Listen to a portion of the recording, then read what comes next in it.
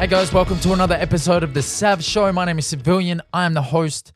Today I want to speak about something called delusion or being delusional. Now, delusion seems to be one of these words or ideas or concepts that, for the average person or, basically throughout society, it's misunderstood. It's misunderstood to be a bunch of other things, right? And look, to be fair enough, most of these things are generally correct, right? So when we think about delusion, what do we think? We think crazy, we think weird, we think deranged, abnormal, not all there, bit cuckoo, you know what I'm saying? So delusion is someone who, they paint this picture of the world that is not quite norm. It's not quite standard.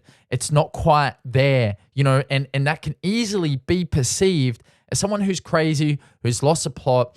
And do you know what? Fair enough, because in a lot of cases, it is true. Delusion or being delusional can also be a really powerful thing. It can also be your friend, especially when you're trying to achieve something big in this world, bigger than standard, bigger than society expects, bigger than your family and friends thought were possible. Delusion or being delusional is a prerequisite. It's required. It's necessary to actually go on to do these things. Because why? You are trying to bend reality to meet your will. You are trying to create a universe that doesn't exist in your world or in your kind of regular way of thinking or the world that you regularly inhabit. This is not normal. The way that I like to think about it is this, right?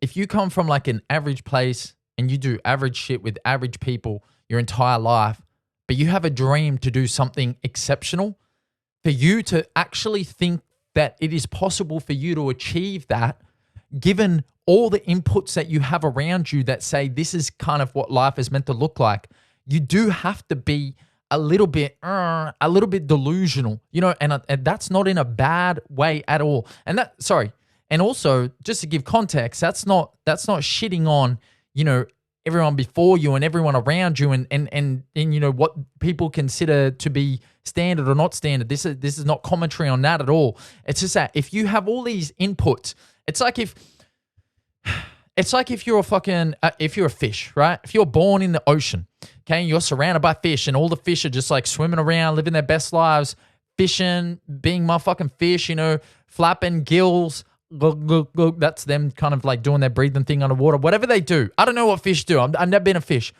But let's just say you're a fish, you're born in the ocean and you're surrounded by nothing but fish. One day you wake up and you go, do you know what? Fuck it. I want to be a bird. I want to fly, not in the water, above it. I want to fly above the water. And you don't have any qualifications. You've never even barely seen a bird. Maybe you've seen a bird once. Right? Maybe you've seen a fish jump out of the water and you were like, fuck it, I want to be a bird. I want to go all the way with this shit. For you to think that in that setting, given all your inputs, given your context, given your standards, given your setting, for you to think that would be fucking nuts. It would be delusional, okay? Same goes, right? Same goes for high achievers, for people who want to seek excellence. Same goes for the Michael Jordans of the world. Same goes for the fucking... I don't know, name someone else. The Muhammad Ali's of the world, right? The Mike Tysons of the world. These people have come from something where the standard is to be this, right? To be here. And they've decided, I want to be here, And for someone to do that, you have to be a little bit delusional. Now, the reason delusion has come up or popped up into my life recently is I was reading a book by Patrick Bet-David. It's called The Next 5 Moves. It's a book about entrepreneurship and thinking 5 moves ahead like a chess grandmaster.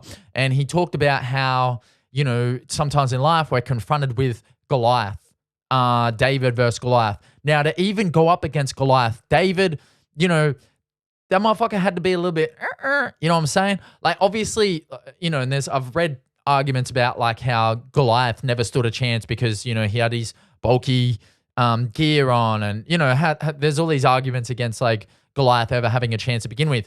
But classically, we know that a David going up against a Goliath is a bit of it's a mismatch. It's typically you're not expected to win that fight many times. So for David, you know, and everyone's looking at him going, bro, what are you thinking?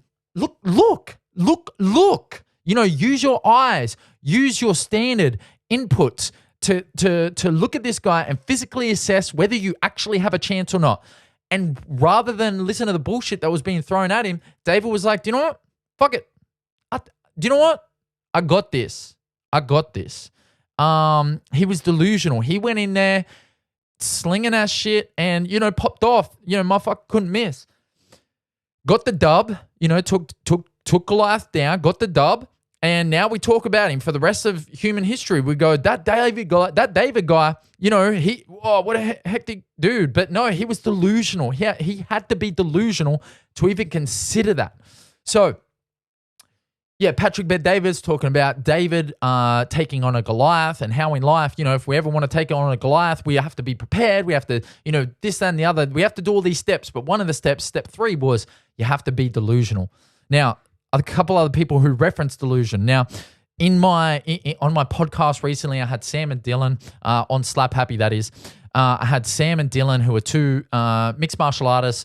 Sam is about to turn professional. Dylan is on his way to being professional. Now, Sam actually brought this up as well. He referenced the idea that, you know, to be to kind of like think the way that they think about the world and like, you know, be on the path and the trajectory that they're on, you have to be a little bit, you know what I mean?